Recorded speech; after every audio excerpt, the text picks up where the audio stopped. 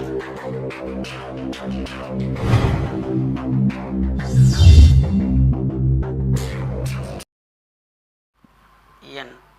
குலதெய்வமான குழுந்தாலம்மனை போற்றி, பெரிய கருப்பணசாமி போற்றி, அனைவருக்கும் எனது பணிவான வணக்கங்கள். வணக்கம். 8ஆம் இடத்தில் கிரகம் நின்ற பலன், அதை பற்றி இப்போ பார்ப்போம். இப்போ 8ஆம் இடத்தில் சூரியன். அப்போ சூரியன் என்றால் தந்தையை குறிக்கும், அரசியலை குறிக்கும், கண்ணு, தலைமை பொறுப்பு, இதெல்லாமே சூரியனுடைய காரத்தை. ஒன்று நிறையா பேசலாம், இருந்தாலும் இதெல்லாம் 8ஆம் இடம் அப்படிங்கும்போது லக்கணத்துக்கு 8ல் தான் இப்போ நம்ம பேசுகிறோம். அது ஒரு மரபு ஸ்தானம். அந்த பாவகம் அப்படின்னு எடுத்தாக்கும் ஆயில், அசிங்கம், கேவலம், விபத்து, ஜெயில், இந்த மாதிரி ஒரு கெட்ட பாவங்கள். அதை பற்றி அப்போ அந்த இடத்தில் சூரியன் நின்ற பலன் என்ன அப்படின்னு கேட்டால், தந்தையை பாதிக்கும், அரசாங்க உத்தியோகத்தை பாதிக்கும், கண் பார்வை பாதிப்பு உண்டாகும். இந்த மாதிரிலாம் இருக்குது. சரி, ஜோதிடத்தில் என்ன சொல்லுது பார்ப்போம். 8ஆம் இடத்தில் சூரியன் இருந்தால் மிகுந்த வெப்பத்தாலும் சுவாசத்தாலும் ஆயுதத்தாலும் உடல் பாதிப்பு உண்டாகும், சிறு கண்டங்கள் உண்டாகும், கண் நோய் ஏற்படும், தந்தை பலவீனம் பாதிப்பு உண்டாகும் அப்படின்னு சொல்கிறாங்க. அப்போ இதெல்லாம் இருக்குமா அப்படின்னு கேட்டிங்கன்னா, இப்போ விதி அப்படின்னு ஒன்று இருந்தால் விதி விலக்கு ஒன்று இருக்குல்ல, அதை பார்க்கணும்ல. நம்ம வாட்டில் 8ஆம் இடத்துல சூரியன் ஆகி போச்சு, அப்படித்தாண்டா அவங்க அப்பா அவ்வளோதான், நீ வெப்பத்திலலாம் இதாகி போயிடும் அவசகுணமாக, இந்த மாதிரி அரசாங்க வேலைலாம் கிடைக்காது அப்படிலாம் நம்ம எடுத்து சொல்லிடலாமா அப்படின்னு கேட்டாக்குங்க, அது கிடையாது. விதி விலக்கு வேறு இருக்குது. ஆட்சியாகவோ அல்லது உச்சமாகவோ 8ஆம் இடத்துல இருக்கிற கிரகம் வக்ரம் பெற்றிருந்தாலோ அல்லது சுப கிரகங்களான இயற்கை சுபரான குரு, சுக்கிரன், புதன் இந்த மாதிரி சுபரோடைய சேர்ந்து இருந்தாலோ, இல்லை 5ஆம் இடத்துக்கு 9ஆம் இடத்துக்கு அதிபதியோடு சேர்ந்து இருந்தாலோ பலன்கள் மாறும். ரொம்ப நல்ல பலனாக எடுத்துக்கலாம். அடுத்து சந்திரனை பற்றி பார்ப்போம். சந்திரன் அப்படின்னா தாயார், முதன்மை காரகம் தாயார். அப்போ தாயார் பாதிப்புக்குமா? அப்போ தண்ணி, இப்போ சந்திரன் ஜலராசியில் இருக்கிறது, சலம், தண்ணிக்கு உள்ளது சந்திர கிரகம். அப்படிங்கும்போது இந்த உணவு பழக்க வழக்கங்கள் இதெல்லாம் அப்போ 8ஆம் இடத்துல இருக்கும்போது இப்போ தண்ணியில் கண்டம் உண்டாகும். இப்போ இங்கே என்ன சொல்லுதுன்னு அப்படியே பார்த்துருவோம், அப்படியே இப்போ வருவோம். 8ஆம் இடத்துல சந்திரன் இருந்தால் நீரால் கண்டம், சல கழிச்சல், சயரோகம் முதலியான உண்டாக அப்படின்ட்டுருக்காங்க. அப்படின்னா இந்த சளி பிடிக்கிறது, சளினால் இந்த மூச்சு திணறது, சளி, தண்ணினால் வரும் நோய், இப்போ தண்ணியில் போய் குளிச்சாண்டா காய்ச்சல் வந்துருச்சு, அதனால் பாதிப்பு வருது, இப்படிலாம் இருக்கும் அப்படின்னு சொல்லுது. அப்போ நம்ம அதை அப்படியே எடுத்துக்கலாமா அப்படின்னு கேட்டிங்கன்னா, அப்போ சந்திரன் 8ஆம் இடத்துல இருக்கிறவங்க அத்தனை பேர்த்துக்கு அப்படி இருக்குனாக்கும் அந்த இடத்துல சந்திரன் உச்சமாகிறார். இப்போ ஒரு லக்கணம் எடுத்துக்கிட்டோம்னா, இப்போ 8ஆம் பாவம் எந்த லக்கணத்துக்கு வரும் அப்படின்னு கேட்டிங்கனாக்கும் துலா லக்கணத்துக்கு 8ஆம் பாவம் வரும். எது? ரிஷபம். இப்போ அந்த இடத்துல சந்திரன் உச்சமாகிறார். இப்போ பாதிப்பு உண்டாகுமா அப்படின்னாக்க ஆகாது. அதே மாதிரி தனுசுக்கு 8ஆம் இடம் கடகம் வரும். அப்போ 8ஆம் இடத்துல சந்திரன் ஆட்சியாக இருக்கிறார், இந்த மாதிரி பாதிப்பு வருமா அப்படின்னா ஆட்சி உச்சமாக உள்ள இடத்தில் அப்போ விதி விலக்கு, பாதிப்பு வராது. அப்போ குரு பார்க்கிறார், குரு இணைகிறார், அடுத்து சுக்கிரன் இணைகிறார் அல்லது பார்க்கிறார், பார்வை புரிகிறார், அல்லது பௌர்ணமி சந்திரன், சூரியனுக்கு எதிர்த்து அப்படி பௌர்ணமி சந்திரனாக இருக்கிறார், ஒளி பூர்ந்திய சந்திரனாக இருக்கிறார், அப்போ பாதிப்பு கம்மியாகும். அப்போ நம்ம ஒரு விதி இந்த மாதிரி இருக்கும். 8ஆம் இடத்துல இந்த கிரகங்கள் இருந்தால் அதோடைய பாதிப்பு உண்டாகும் அப்படின்னா நம்ம அப்படியே எடுத்துக்கலாமா அப்படின்னா அப்படி எடுத்துக்கக்கூடாது. அதில் வேறு விதி விலக்கு இருக்குல்ல. சரி, புதன் இருந்தால், புதன் அப்படின்னாவே வித்தைக்கு காரகன், படிப்புக்கு காரகன் புதன் தான். அப்போ 8ஆம் இடத்துல புதன் இருந்தவங்களாம் படிக்க மாட்டாங்களா அப்படின்னா 8ஆம் இடத்துல புதன் இருக்காங்களா, அறிவாளியும் இருக்காங்க, அப்படி எடுத்துக்கலாம். அப்போ 8ஆம் இடத்தில் புதன் இருக்கிறப்ப இப்போ இங்கே என்ன சொல்லுது அப்படின்னு பார்ப்போம். அப்படியே பார்த்துக்கோங்க. 8ஆம் இடத்தில் புதனுக்கு வந்துட்டனோ, புதனுக்கு அடுத்து போவோம். ஃபஸ்ட்டு செவ்வாயை பார்த்துக்கலாம்.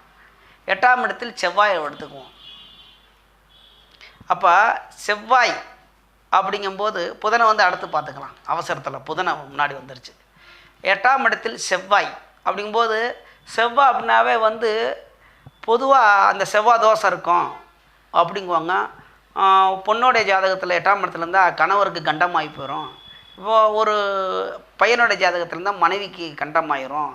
அதே மாதிரி 8ஆம் இடத்துல இருந்தால் இந்த செவ்வாய் அப்படின்னா அந்த விபத்துக்கு உண்டாகுவாங்க, கை கால் உடஞ்சி போயிடும், ஆக்சிடெண்ட் ஆகும், விபத்துக்கு உள்ளாகும். இந்த மாதிரிலாம் ஒரு தீய பலன்கள்லாம் சொல்லுவாங்க. அதுக்கு வேறு விதி வழக்கு இருக்குது. சரி, இங்கே என்ன சொல்லுது அப்படின்னு பார்த்தீங்கன்னாக்க, செவ்வாய் 8ஆம் இடத்தில் இருந்தால் கொடிய ஆயுதத்தாலும், கொடிய ஆயுதம், சரி, நெருப்பாலும் கண்டம் ஏற்படும், பிசாசு பீடை, பிசாசுனா பேய் பிசாசு பீடை உண்டாகும் அப்படிங்குது, வீணு நட்டம் ஏற்படும், கலச்சித்திரம், அதாவது கலச்சித்திரம்னா அதான் 7ஆம் பாவகம் மனைவி தானே, கலச்சித்திரம் அப்படின்னா மனைவியோ அல்லது கணவனோ கவலை உண்டாகும் அப்படிங்கிறாங்க. கவலைக்கு அப்போ மனைவியோ கணவனோ இழக்குவாங்க அப்படின்னு சொல்கிறாங்க. பார்ப்போம். உடல் இழத்து போகும், உயிர் நண்பர்களால் இடையூறு உண்டாகும் அப்படின்னு சொல்லுது. சரி, இதை எடுத்துக்கலாம். இதே மாதிரி எல்லாத்துக்குமே வருமா அப்படின்னு பார்த்தோம்னா, இப்போ 8ஆம் இடத்துல நம்ம எத்தனையோ ஜாதகம் வாங்கி பார்க்குறோம். நம்ம ஜாதகத்தில் பார்க்குறோம். நம்ம இப்போ நான் ஜோதிடர் இப்போ பார்க்குறோம். அப்போ பெண்கள் ஜாதகத்தை எடுத்துக்கலாம். நிறையா பேர் 8ஆம் இடத்துல செவ்வாய் இருந்த உடனே செவ்வாய் 8ஆம் இடத்துல இருக்குது, இந்த பெண்ணுக்கு செவ்வாய் தோஷம், கல்யாணம் பண்ணுனா நம்ம மகன் ஒரு அவசகுணமாக சொல்லுவாங்க. ஐயோ நமக்கு எதுக்கடா வெம்பு, அடுத்த பொண்ணை பார்க்கலாம்னு இப்படி போய் பார்த்துட்டு போடுறாங்க. அது அப்படி கிடையாது. 8ஆம் இடத்தில் ஒரு கிரகம் இருக்கும் பொழுது, இப்போ செவ்வாய் இருந்தால் சொல்கிறதா ஆட்சி உச்சம். இப்போ எந்த லக்கணமாக இருக்கட்டும், அப்போ 8ஆம் இடம் எதுக்கு வரும் அந்த இடத்துல அப்படிங்கும்போது, நமக்கு மிதுன லக்கணத்துக்கு 8ஆம் இடம் மகரம் வரும். அப்போ அந்த இடத்துல செவ்வாய் வந்து ஆட்சியாக உச்சம் பெறுகிறார். மகரத்தில் செவ்வாய் உச்சம் பெறுகிறார். அப்போ மிதுன லக்கணத்துக்காரர்களுக்கு 8ஆம் இடத்தில் செவ்வாய் இருக்கும் பொழுது பாதிப்பு வருமானா வராது. அவர் உச்சமாக இருக்கிறார். அடுத்து மேசத்தில் இருக்கிறார். இப்போ மேசம் 8ஆம் இடமாக எந்த லக்கணத்துக்கு வரும்? கன்னி லக்கணத்துக்கு வரும். அப்போ கன்னி லக்கணத்தில் போய் மேசத்தில் செவ்வாய் ஆட்சியாக இருக்கிறார். அப்போ செவ்வாய் தோஷமாக இல்லை செவ்வாயோட பாதிப்பு வருமானா வராது. சரி, விருச்சிகம் வந்து தன் வீட்டுக்கே மேசத்துக்கே 8ஆம் இடம் தான். அப்போ செவ்வாய் ஆட்சியாக உள்ளார். இது பாதிப்பு வருமா? வராது. சரி, அடுத்த பாயிண்ட், குருவு பார்க்கிறார், குருவால் இணையப்படுகிறார், அந்த பாதிப்பு வராது, பயப்பட வேண்டாம். அடுத்து இப்போ புதனை பற்றி பார்ப்போம். புதனை பற்றி ஏற்கனவே சொல்லிட்டேன். இங்கே என்ன சொல்லுது அப்படின்னு கேட்டிங்கனாக்கா, 8ஆம் இடத்தில் புதன் இருந்தால் சுக இன்பம் நற்குணம் ஆட்சியாளர்களுக்கு சமமான அந்தஸ்து முதலையாக உண்டாகும். நல்ல பலன் சொல்லுது. 8ஆம் இடத்துல புதன், தனித்த புதன் இருக்கும் பொழுது இந்த மாதிரி நல்லது இருக்குது. சரி, தான் கற்ற கல்வி அல்லது வித்தையை சபையில் எடுத்து உரைக்கும் பொழுது அவமானப்படும் சூழ்நிலை உண்டாகும் அப்படிங்கிறாங்க. அப்போ அந்த புதனே வந்து ஒரு சுபருடைய பார்வை, எந்த ஒரு கிரகம் எடுத்துக்கிட்டாலும். அப்போ புதனுக்கு ஆட்சி வீடு உச்ச வீடு என்னன்னு பார்த்திங்கனாக்கா மிதுன ஆட்சி வீடு. அப்போ அந்த மாதிரி கெட்ட பலன்கள் வராது. கன்னி ஆட்சி உச்சம் வீடு, அப்போ கெட்ட பலன் வராது. தனித்த புதன் எங்கே இருக்கிறார்? அப்போ தனித்த புதன் அப்படிங்கிற உடனே நம்ம எடுத்துக்கணும், இயற்கை சுபரோடைய வீட்டில் தனித்த புதன் இருக்கார். அந்த வீடு கொடுத்த நல்ல நிலைமை இருக்கு. அந்த வீட்டுக்கு அதிபதி போல வேலை செய்வார் புதன். அப்போ பயப்பட வேண்டாம். இப்போ ஜோதிடம் அப்படின்னு ஒரு விதி எதுலையாவது புஸ்தகத்தை எழுதியிருக்கா, அதை நம்ம படிக்கிறோம். இல்லை நம்ம அதை வந்து அந்த விதியை வந்து யூடியூப்லேயே நம்ம ஜோதிடர்கள் யாராவது சொல்கிறாங்க, அதை அப்படியே பார்த்துட்டு ஐயோ இந்த மாதிரி கண்டம் வந்துடும் அப்படின்னு நம்ம பயந்துக்கிட்டு இருக்கலாமா அப்படின்னா அது தேவையில்லை. அது தேவையற்ற ஒரு பயம்.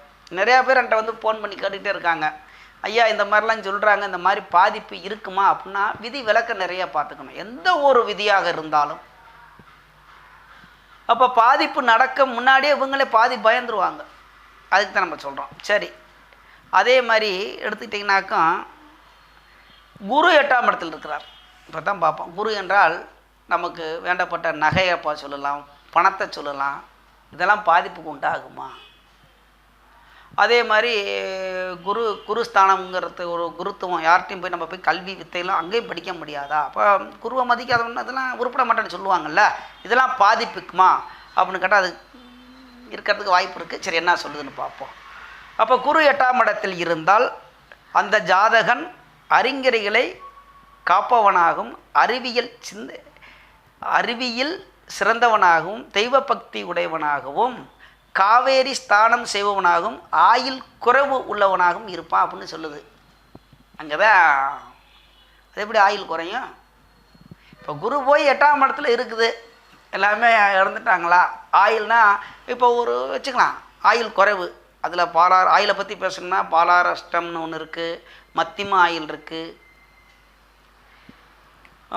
அந்த குறைவு ஆயில்னு இருக்குது, குழந்தையில் உள்ள ஆயிலும், குழந்தைய சின்ன குழந்தை பிறந்த உடனே ஆயிலாம், அதெல்லாம் நிறைய எழுதியிருக்கு. அதெல்லாம் வந்து அப்படி பார்க்கும்போது இந்த காலத்தில் அதெல்லாம் நம்ம சொன்னோம்னா ஜோதிடர்கள் பயப்படக்கூடாது, அதாவது பயமாத்திரக்கூடாது, வர்றவங்களை மிரட்டக்கூடாது அப்படிங்கிறேன்.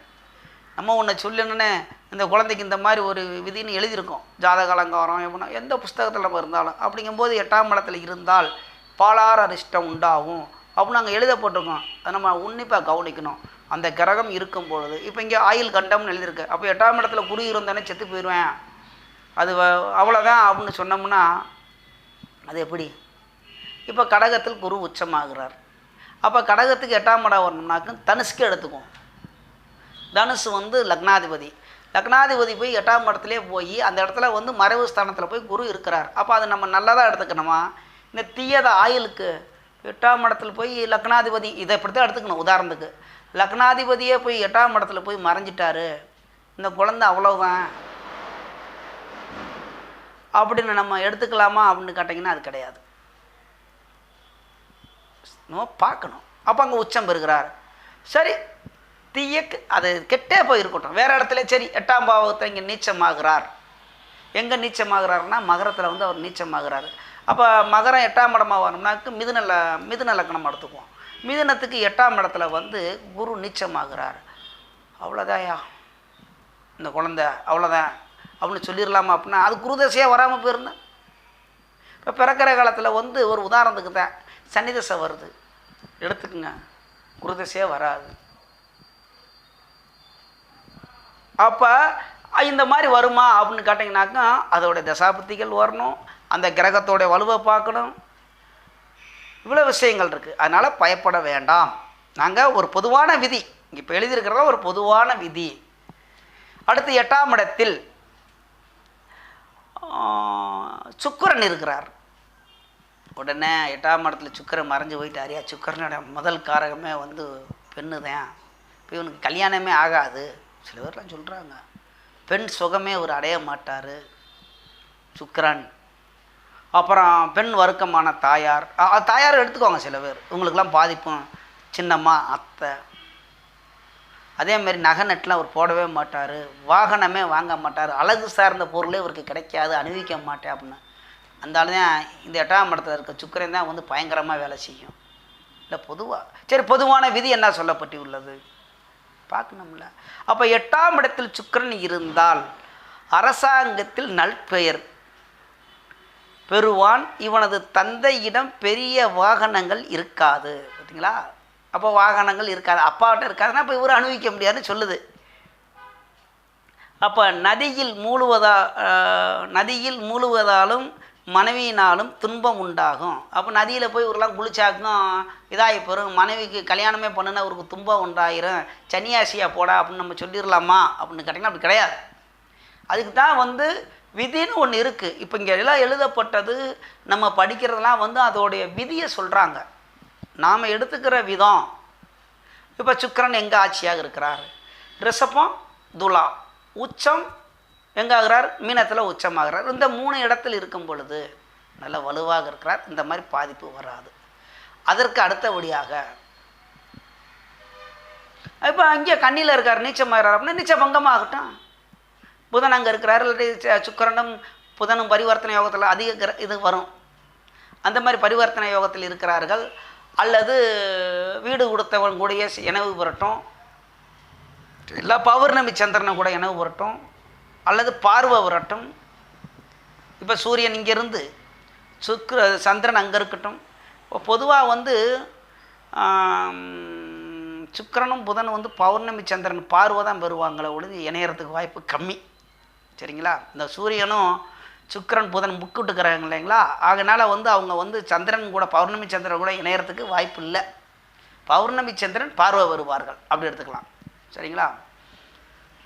அப்படிங்கும் பொழுது நல்ல பலனை தரும். அப்போ நல்ல மனைவி கிடைப்பாங்க, நல்ல சந்தோஷமான மனைவி இருக்கும், நல்ல விலை உயர்ந்த காரு வாங்குவாங்க, சுகபோகத்தோடு வாழ்வார்கள். அதை நம்ம தப்பாக எடுத்துக்கக்கூடாது. சரிங்களா?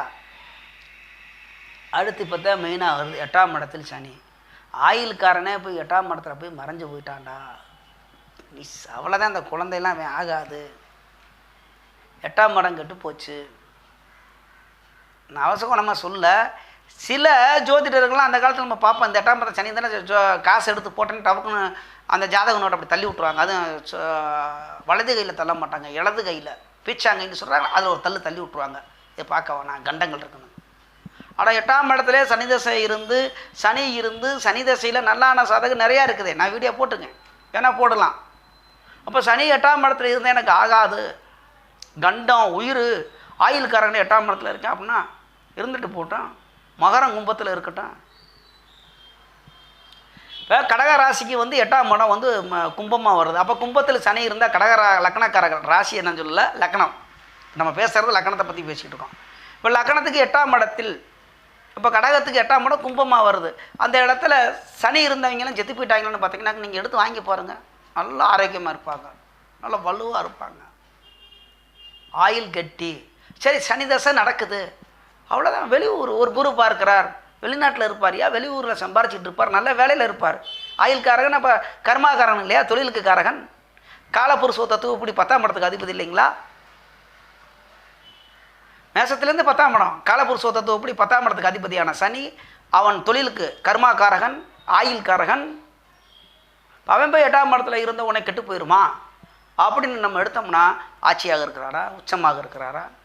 உச்சம் துலாத்தில் இருக்கிறார், உச்சம். அப்போ உச்சத்தில் துலாத்தில் இருக்கும்போது அப்போ 8ஆம் இடமா எதுக்கு வரும் அப்படின்னு கேட்டிங்கன்னாக்கும், மீன லக்கணத்துக்காரங்களுக்கு 8ஆம் இடம் வரும், துலாம். அப்போ துலாத்தில் போய் சனி இருக்கிறாரு, மீன லக்கணக்காரன் செத்து போயிட்டானாக்கா? அதெல்லாம் இல்லை, அல்ல நம்ம பொதுவாக. அப்போ நம்ம எடுக்கிற விதம் இருக்குது. அப்போ சனியோட வலுவான சரிச்சு. சரி, வேறு மற்ற இடத்துல எங்கேயோ இருக்கார். அப்போ மேசத்தில் விடுங்க, மேசத்தில் நீச்சமாகிறார் சனி 8ஆம் இடம். அப்போ மேசம் 8ஆம் இடமாக வரணும். எந்த லக்கணத்துக்கு 8ஆம் இடம் வரும்? கன்னி லக்கணத்துக்கு 8ஆம் இடம் மேசம். அப்போ கன்னி லக்கணக்காரர்களுக்கு வந்து சனி போய் 8ஆம் இடத்துல அங்கே இருக்கிறாரு, நீச்சம் பெற்று போயிட்டாரு, இறந்துட்டாரு அப்படின்னா நம்ம இறந்துருவாங்களா அப்படின்னு பார்த்தோம்னா அது கிடையாது. இங்கே தான் ஜோதிடம் இருக்குது, ஒளிந்து இருக்குது. அப்போ நீச்சம்னா அங்கே செவ்வாய் இருக்கிறார், இல்லை வீடு கொடுத்தவன் ஆட்சியாக விருச்சிகத்தில் இருக்கார், வீடு கொடுத்த நாதன் ஆட்சியாகவோ அல்லது உச்சமாகவோ இருந்தால் நீச்சபங்க ராஜயோகம். சரி, கூடவே குரு இருக்கிறார், அவ்வளோக்காவோ பலம் மோசமாக வராது, நிச்சயமாக இருந்தாலும் பரவாயில்லை. அதே மாதிரி வந்து அந்த இடத்துல இங்கே தான் விஷயம் இருக்குது. சூரியனை இருந்துட்டு போட்டோம் உச்சம். சூரியன் சனி உடனே அப்பனுக்கும் பிள்ளைக்கும் ஆகார 8ஆம் இடமுடா, அப்பனும் பிள்ளையும் வெட்டிக்கிட்டு சாவாங்க, ரொம்ப நண்பராக இருப்பாங்க. 8ஆம் இடத்துல சூரியன் நீச்சம், 8ஆம் இடத்துலேயே வந்து சூரியன் உச்சமாக இருக்கார். நம்ம பார்ப்போம், 2வது சூரியனும் சனியும் இனவு போட்டிருக்கும் போது அப்பன் தொலைஞ்சேன், அப்பனுக்கும் பிள்ளைக்கும் ஆகவே ஆகாது, வெட்டிக்கிட்டு குத்திக்கிட்டு கிடப்பாங்க. அதுவும் செவ்வாயோட வீட்டிலன்னு அங்கே தான் நல்லாயிருக்கும். இது நிறையா. அப்போ சனி 8ஆம் இடத்தில் இருந்தால் இங்கே என்ன சொல்லுது, 8ஆம் இடத்தில் சனி இருந்தால், சனி 8ஆம் இடத்தில் இருந்தால் பட்டினி கிடந்து உண்பதும் கொடிய தோஷங்கள் ஏவல் முதலியவற்றை துன்பங்கள் ஏற்படுத்தும். ஆசன வியாதி, அவமானம், தந்தைக்கு அற்பாயல் உண்டாகும். சரி, இவருக்குள்ள தந்தைக்கு 1000 காரகத்தால் கண்டம் ஏற்படுத்தும் உண்டாகும். எனில் சனி 8இல் இருப்பதனால் ஜாதகருக்கு தீர்க்காயல் உண்டு அப்படின்னு போட்டிருக்கு. இப்போ 8ஆம் இடத்துலேயே சனி இருக்குது, அதுக்கு ஆயுள்காரன் அங்கே இருக்கும்போது இவருக்கு உண்டாகுமா, அப்பாவுக்கு கண்டா அப்படின்னு போட்டிருக்கு. அதெல்லாம் கிடையாது. அப்பாவை பார்க்கணும், அப்புறம் 9ஆம் இடம் இருக்குது, குரு பார்க்கணும், பலன் பார்த்து சொல்லணும். ஒரு விதி. இப்போ நம்ம புஸ்தகத்தில் எழுதி இருக்க உள்ளதெல்லாம் நம்ம போய் திருத்த முடியாது. அது ஞானிகள் எழுதினது, நமக்கு முன்னாடி இருந்த குருமார்கள் எழுதினது, அதோடைய விதி. அவர்கள் என்ன சொல்கிறார்கள், 8ஆம் இடத்தில் அந்த மரபு ஸ்தானமான 8ஆம் இடத்தில் ஒரு கிரகங்கள் இருக்கிற போல் அது அவ்வளோக்காக நல்ல பலன் கிடையாது. சரி, நம்ம ஆராய்ந்து பார்க்கணும். 8ஆம் இடத்தில் இருக்கக்கூடிய கிரகத்துடைய தன்மைகள் என்ன? அப்போ 8ஆம் இடம்னா விபத்து, ஆயிலை கொடுக்கக்கூடிய இடம், அசிங்கத்தை கொடுக்கக்கூடிய இடம், கேவலத்தை கொடுக்கக்கூடிய இடம், செயல் வாழ்க்கை கொடுக்கக்கூடிய இடம், இருட்டி அறை எடுத்துக்கலாம். சரி, இதெல்லாம் அனுபவிக்கணும் அப்படின்னா அந்த இடத்துல கிரகத்துடைய தன்மைகள் என்ன?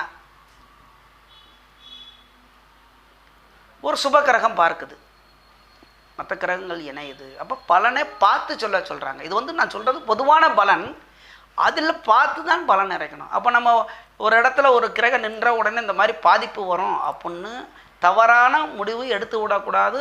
ஜோதிடர்களும் என்னை போல இப்போ ஜோதிடர்கள் ஜாதகம் சொல்லும் போது 8ஆம் இடத்துல எப்படி இருக்குப்பா கண்டம்னு நம்ம மாட்டில் சொல்லிக்கிட்டு இருப்பான். அந்த ஜாதகரையோ உனக்கு என்ன கிறுக்கு பிடிச்சிக்கிச்சு அந்த ஒரு பக்கத்தில் நான் ஆரோக்கியமாக உட்காந்துருக்கு நீ வீட்டில் என்ன சொல்கிற அப்படின்னு சண்டைக்கு வந்துடுவாங்க. அதனால் பார்த்து போகலான்னு சொன்னேன். சரிங்களா? நமது யூடியூப் சொந்தங்கள் அனைவரும் வளமுடன் வாழ்வீர்கள், நன்றாக இருப்பீர்கள். நன்றி, வணக்கம்.